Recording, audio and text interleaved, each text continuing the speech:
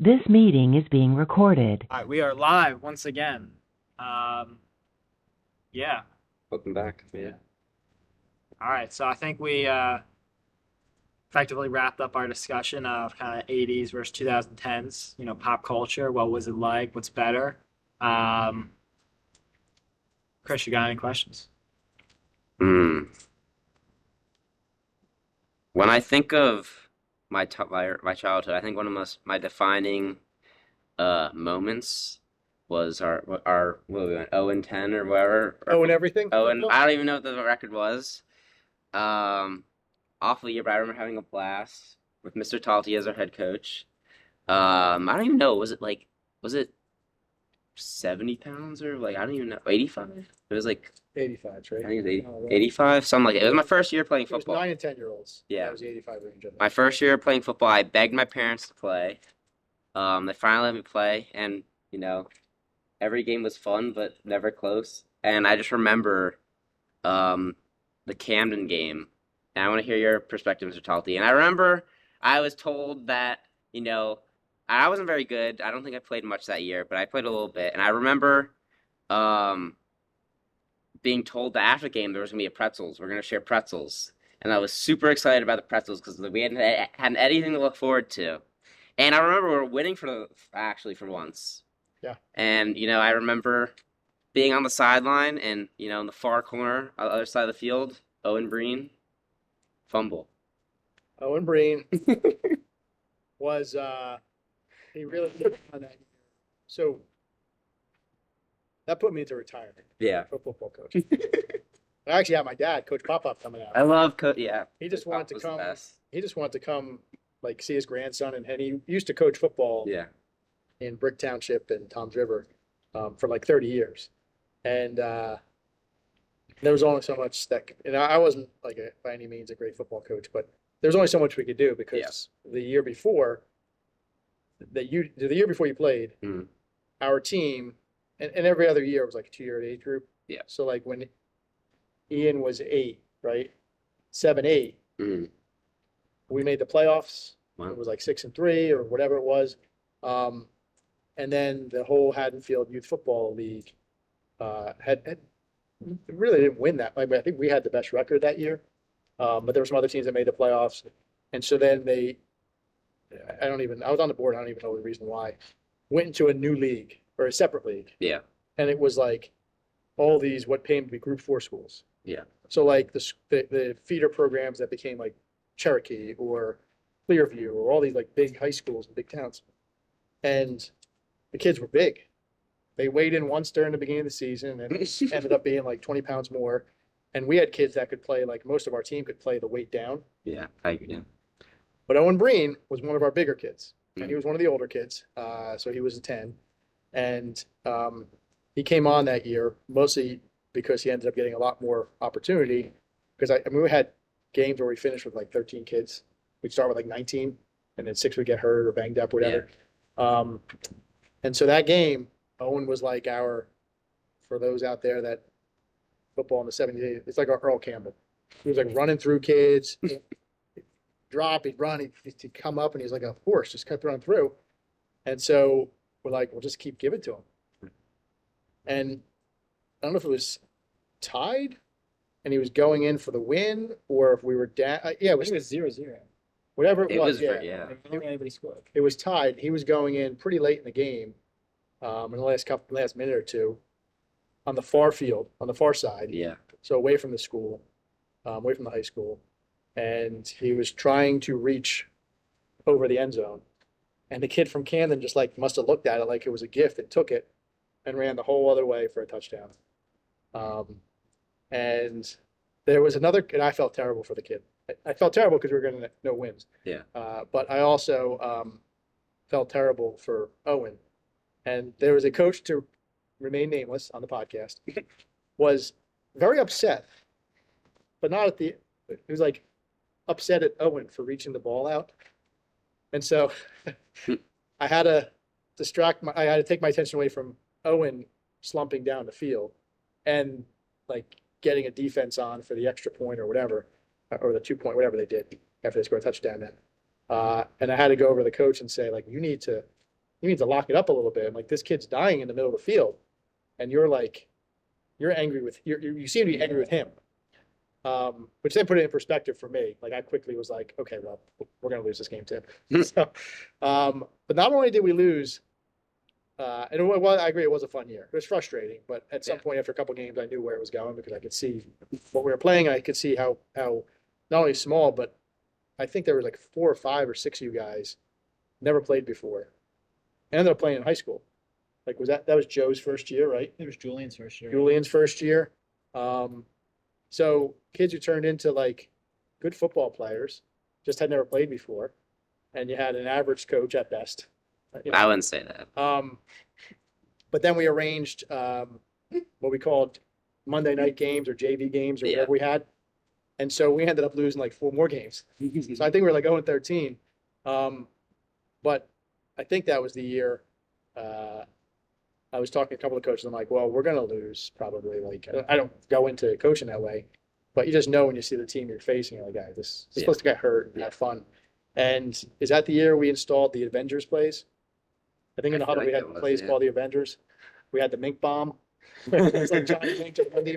So we tried to have fun and I was with a high school coach. I was friendly enough with him where I sat down before the season and went through the playbook because Frank always wanted the youth to like start learning lingo. And we went through all the plays and I'm like you got to come see our team. Like there's these plays we can't pull off. And he was like, nah, I get it. I heard. So I would check in with him and be like, listen, in case you hear from whoever, I put in some plays that they don't sound anything like your plays from high school.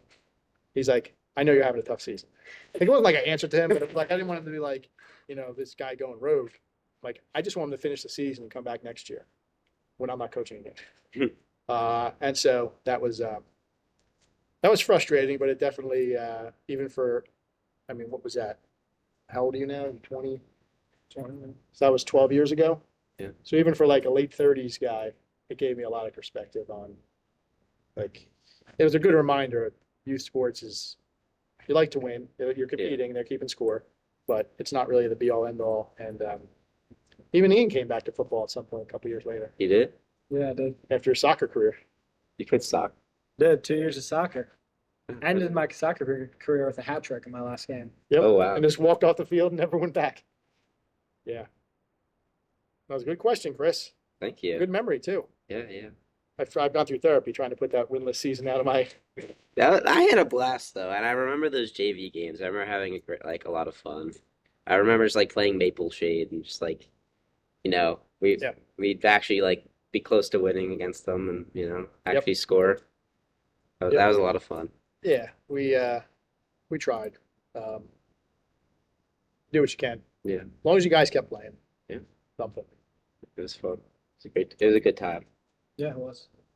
Yeah. I did not like any of those football seasons. I did not like early August when it started. Mhm. It was like 150 degrees and Yeah. that crappy practice field we had, there was like a swampy and bugs. Yeah.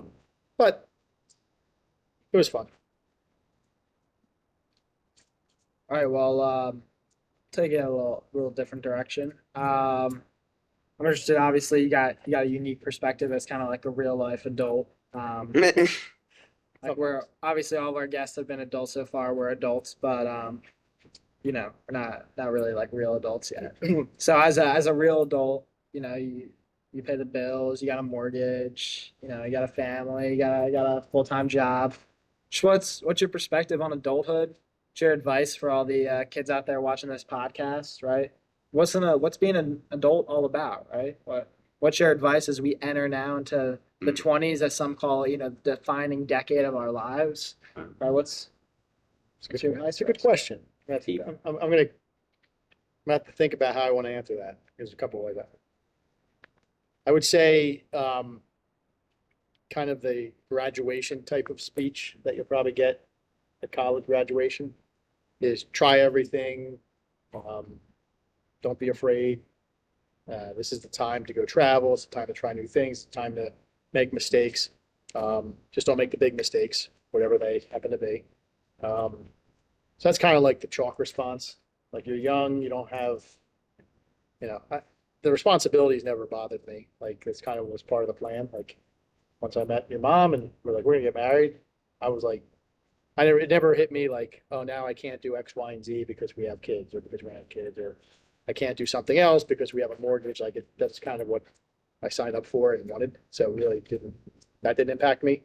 But I would say until you get to that point where you have like a little more structure, I would say do everything you can. If you can travel and you want to travel, you want to go check out, you're a big national parks guy, right? Yeah. Check them out. I don't know why you guys aren't planning a 2-weeker here or there to go We visit should. as many as you can. We will well, after we graduate, we'll have a big trip. Perfect. Um, Got a spotlight. I'm gonna go turn it on. No, you keep talking. All right. So Ian's heard all my advice. Oh. Oh, Jesus Christ. You all right? Oh, Yeah, I know. Jesus. I hope the camera got that. That's been moved. How about let's just stay on your feet this time? We're not insured here for this podcast. No, we don't. We can't afford for insurance yet. Yeah, so dude, you're a train wreck. It's close corners. I know, but you hit my finger. The dog's even upset. Yeah, do everything you can. Don't be afraid to make mistakes. Just stay away from the big mistakes, whatever that means. And that'd be my basic advice. Do you want better dad advice? I mean, I'm kind of a cornball, so I don't know which way you want to go with this. yeah, well, do whatever you want to do. All right, this is my way to make the world better. You're all welcome. Let me try to think. I have a couple on my phone, but that I sent to you guys when you went to college. I would say so between now and the time you will grow up, right? You have all the responsibility. I would say don't define yourself by any one thing. You have a bad class, you have a bad grade, you have a bad final grade, you don't make a team, you're in curling or you're in rugby and you have a shitty game, like that game cannot define you. You go for a job interview, like, what are you going to do? You don't get it, you don't get it. And it's the same thing I would think in high school, like, okay, so you applied for college and you didn't get into the one you wanted or whatever, somebody did. Like, there's a lot of things out of your control. Yeah. Right? You may be going to a job interview where one of the executives' nephew is going to get the job, but they need to offer it to others. They need to open it up. You may have a girlfriend or you're looking to date somebody. Like, any 1 or 2 rejections can't define who you are. That's a big one, I think. The other piece, shifting from that, I think, is like whatever your community is. So you guys are pretty, I know Ian is, I think you are from what I listened to a little bit. If your community is at school or it's in Haddonfield or it's wherever it's at or in your job or whatever, like, be involved. Like, it really stinks going somewhere where it's like, I go there, I do my thing and I leave and I have no community, right? You're less invested. People will look out for each other less. So be involved, be committed wherever you're at. Doesn't mean you have to spend all your time doing stuff for everybody else, but whether you're coaching a sport or whether you're volunteering at the school or whether you're tutoring kids or whatever you're doing, just be involved, be committed. What else do we have? Ask me questions and I'll think more. Yeah, I think. Not right now. Oh, I got one. This is not going to be. This is probably not the correct way to say it. When you get kids, right? And this is a good thing. Like, you will and should eat a lot of shit for your kids. Not literally, but whether it is you got to put your head down and go to work, and maybe you don't love your job, but you're like, I got to stay here and get the work done until I get a job I like, or you're in your town and people are ultra competitive and they're, believe it or not, there's some parents who still don't talk to me because of coaching stuff in sports, whether it was justified or not. But you just suck it up and you're like, you just swallow it. You're like, what am I going to do? I'm going to fight somebody in my town. Like, that's going to be embarrassing for my kids or my family or whatever. And so keeping that, I guess that whole point is perspective. Like, what's most important? Most important is providing for the family, providing good opportunities, having good experiences, lots of great memories, raising your kids to hopefully be good people. And anything else is like kind of extraneous. Like, I wouldn't say I don't care, but I've gotten that way over time where I wish I would have been like that 15, 18 years ago, where like, well, what do I care about the guy who drives by and gives me the finger for whatever reason? Or, the person that I hear at the ball fields, talking down about something. And I know he's just frustrated with his kid not doing what he wants him to do or whatever. Still say something, but at some point you just got to move on because what's important is getting back to what you can control. So I would say that's an important thing as you're further along the path. That's my advice: is be okay with you now become secondary, to your kids and to your wife and husband or whoever. It doesn't mean you're not important. It just means sometimes you got to step back into the shadows and push people up a little bit. Let me see. I know I got more good ones here. I didn't even hit on. Let me see. Let me try to find this. Talk amongst yourselves for a second. That's great advice. Yeah, it is. I don't know. I have like a kind of question to build off that. Yeah. You want it? So like you mentioned putting, your kids, your family first. How do you still in your life carve out moments for yourself, like free time, relaxation? Yep. What does that look like for you? Great question. I do it, right? So it's a little easier now. You guys are more self-sufficient.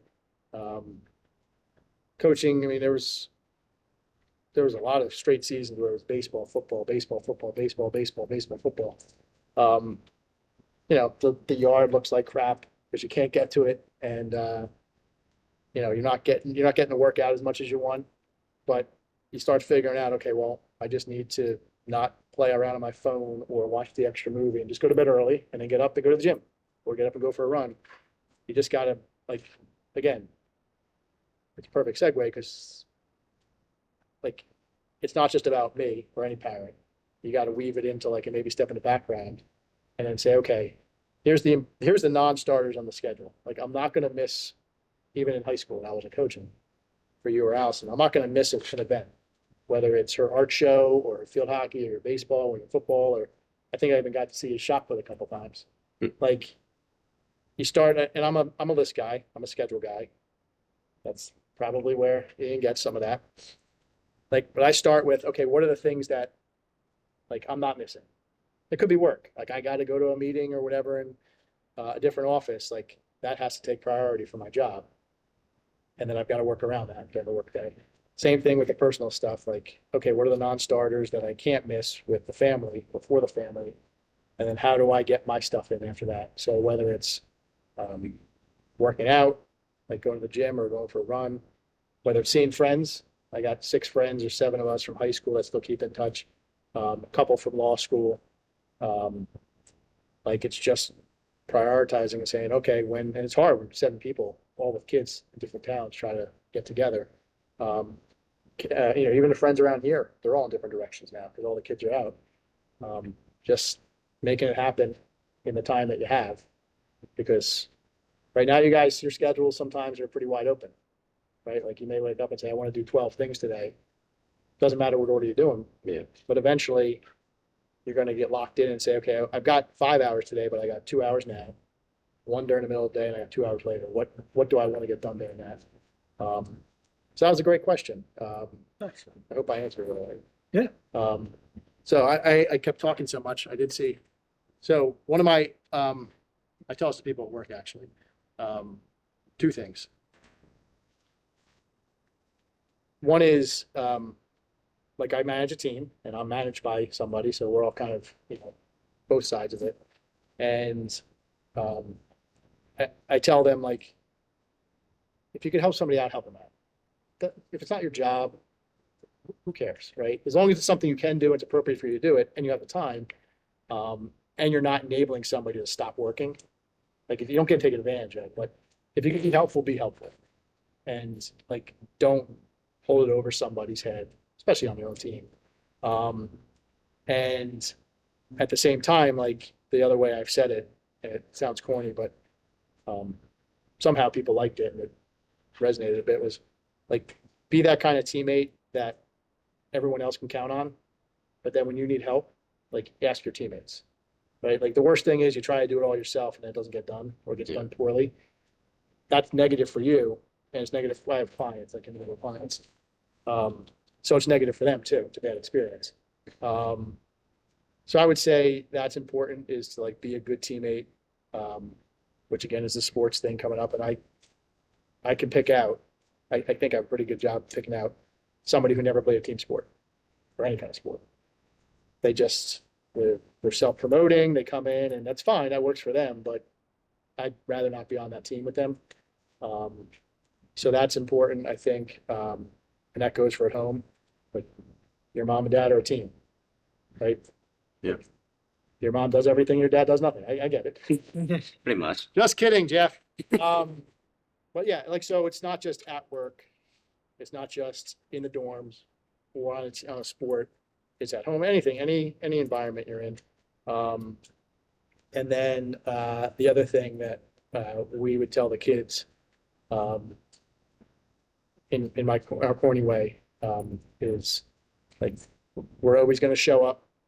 We're going to work our asses off and we're going to finish. Right? Like, so we're not going to quit something midway because we don't feel like doing it, but we said we would. We're not going to quit something because it was hard. You may hit a point where you just can't do anything else, right? You can't go further, and you got to understand that. But like, don't half-ass it. Don't, because somebody's relying on you. If you started for a reason, somebody's relying on you to finish or do whatever. So I think I just took this podcaster way deeper than it's been. I don't know if No, this is good. Is that a good thing or not? Yeah, it's good. It's good. The next level. Moving up the world. Yeah. So, I mean, I kind of feel like I can go toe to toe with Rogan and Huberman and who are the other big names? Those are the two big two. Those are the big two. Yeah. Obama's got a podcast for it. Is he really? Does he or Sure, he does. his wife does? Sean, right? Michelle has it with her brother. I only listened to it once because they were interviewing. The brother wasn't on, but they were interviewing Bruce. Pretty good. Bruce. Pittsburgh show. What else you got for me? Hey, Chris, you got any more questions? Chris, you got to up your game. Yeah, I'm thinking. You got to come prepared, man. I'm thinking. I think my one question I do have is, if I'm in Ian's shoes right now, and I'm struggling, with the ladies, what can I do as Ian Talty to, get myself out there and, make some connections? What's the advice? I mean, coming from a guy who wasn't always out there, I heard this morning, it's good advice. I don't know which of the card boys said, shoot your shot. I wouldn't say shoot every shot. Yeah, no, yeah, you gotta take good look. I would also say, it's you got to be open to it. Anybody's got to be open to it, and when they're open to it, and they're looking to spend time with somebody else, girlfriend, boyfriend, whatever. I would say it is always for me. I'm gonna give a shout out to all my friends, but I think I mentioned to Ian when my friends have been around. My friend Jay, Mr. Nordyke, he was my kind of my wingman at several points in time in high school and beyond, where he'd be whispering in the ear of somebody. We didn't have social media, so we didn't have any of those distractions. And he was like, "Hey, I just found out such and such might, thinks you're cute," or I would say something to him, and he would kind of work the back channel. And I don't know why it was him. It wasn't like I don't think we ever dated friends. Yeah. It wasn't like he said, "Oh, my girlfriend has a friend that." Wasn't like that. It was more like, kind of a parallel friend group. So like the wingman thing is so now I'm giving you advice. If you're so concerned about, I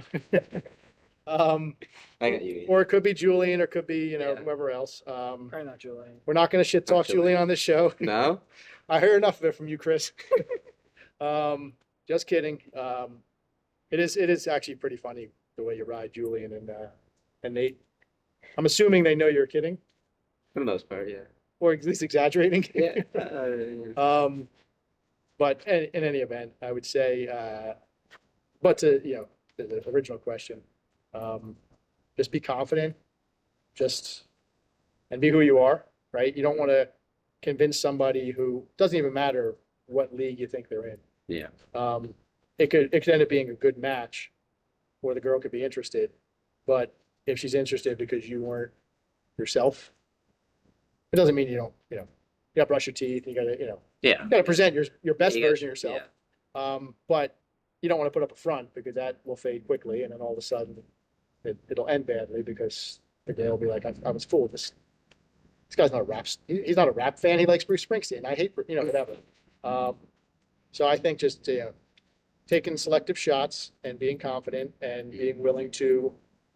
I'm not going to use the baseball analogy you guys use, but being willing to have something not work out, and that no one's going to care, but that feeling of like I don't want to be embarrassed. Yeah.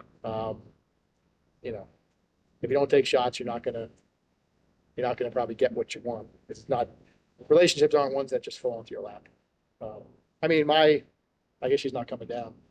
My wife, first week of law school, I could tell she was staring me down hard in course class. It was actually a little embarrassing for me. And I saw her in the library at the end of the week, and she was waiting for.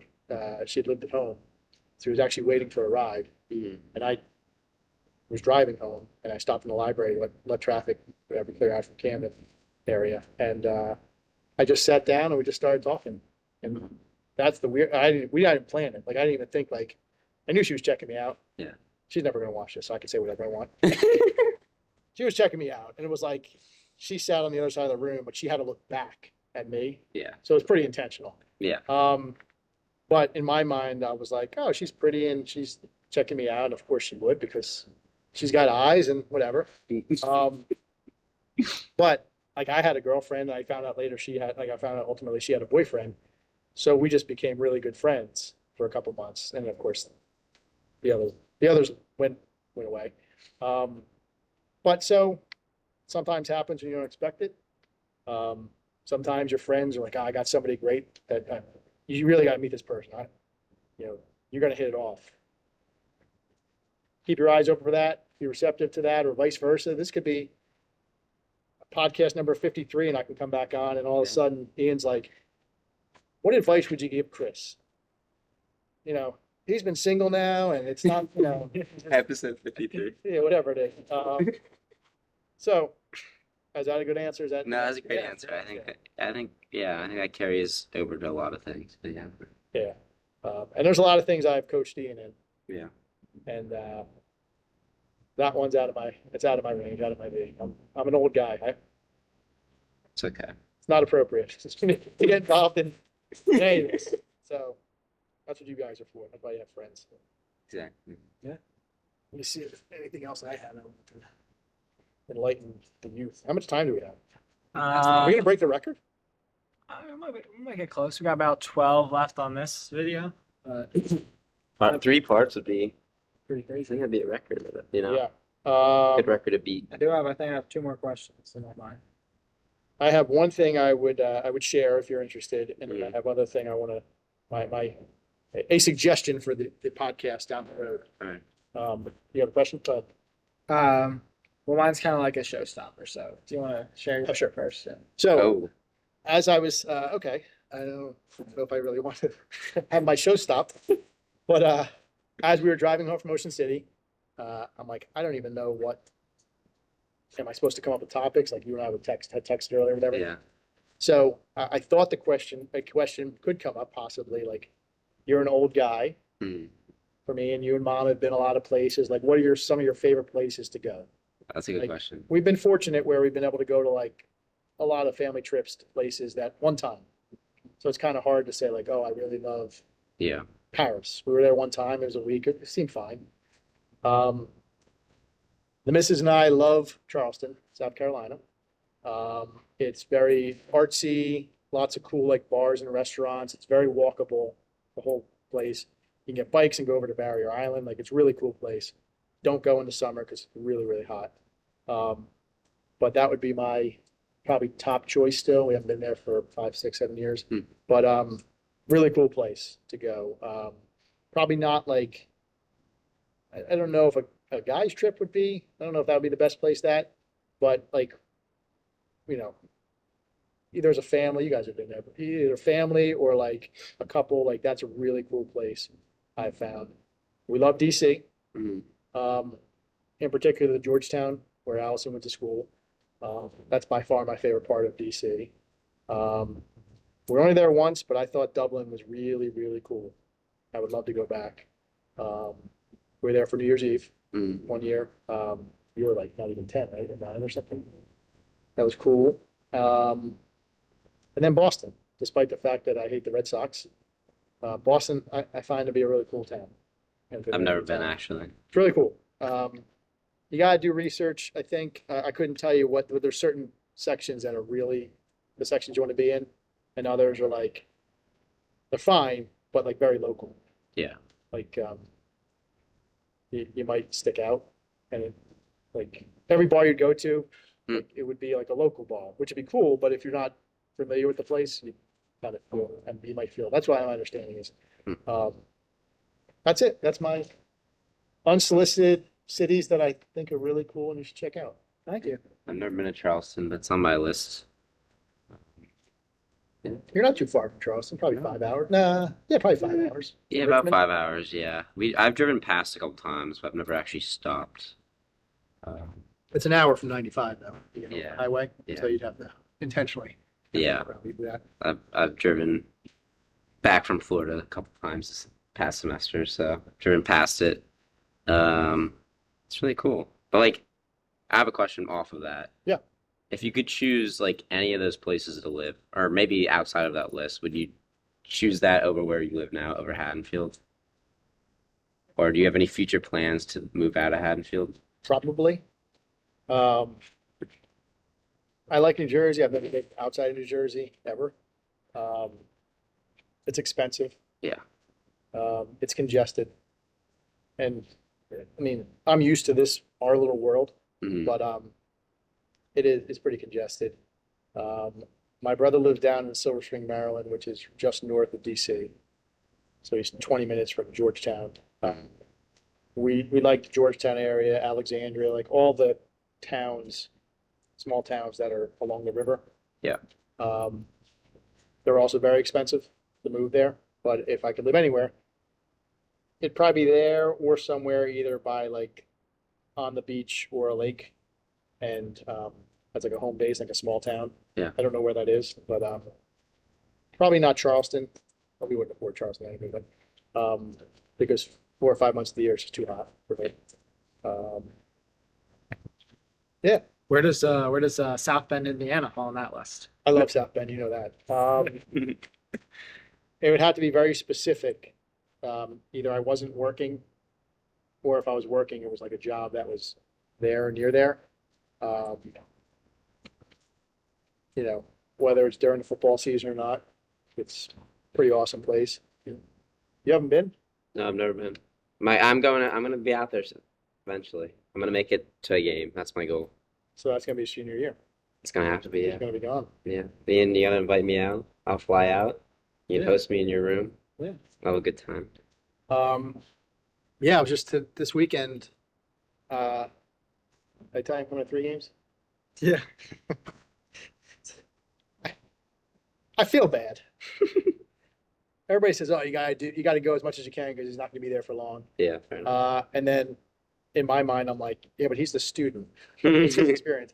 But we stay out of your hair, right? We go. Yeah, it's nice to see you guys. So I'm going to totally unsolicited again.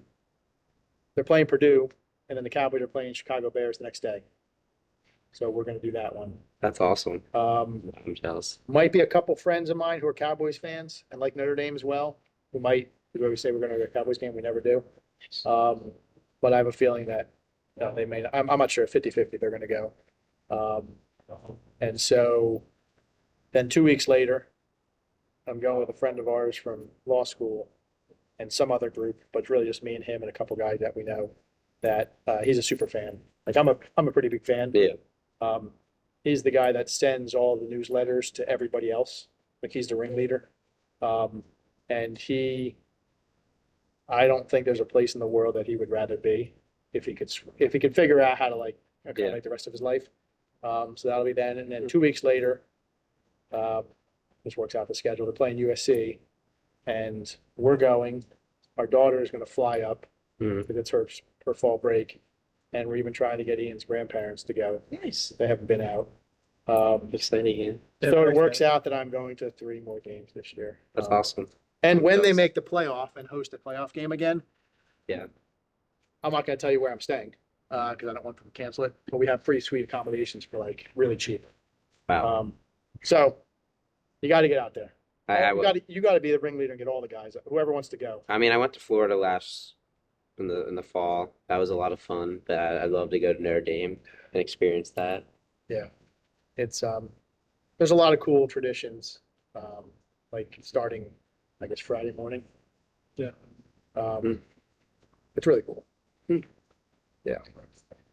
What's your showstopper? All right. Well, we only have a few minutes left on this, so I'll stop this and then we'll start part 3 and we'll finish. Wow. Part Well, how long do we have? 3. Like 3 minutes. All right, I'll say my last thing. Mhm. Here is a suggestion for your podcast, and throw it however you want. But whether it's fantasy football, which I haven't done in years, Yeah, I don't know if you guys do it, a little bit. or like just a pick'em football pool, whether it's pro and or college, Always. do a weekly thing, I love that idea. have a panel, and have the panel all join to like make their I love picks that. and then review their picks. So it wouldn't be a full like Yeah, hour and a half, whatever. but like It'd a be good start, beginning of the show type of thing. yeah, like a round robin, I'd love that. or an extra show, like a quick like, hey, Maybe, yeah, if you're in, you got to make this time. It's a half hour, whatever. yeah, And then you keep the tap going. I love that. I think these. I don't listen to a lot of podcasts, but some of them these are very like educational, Yeah, right? Like doctors or like politicians. I try to ignore some of that stuff because it's you don't know how genuine the information is coming in because they know where they want you to get you, Right. and Yeah. so they're educating you on what they want.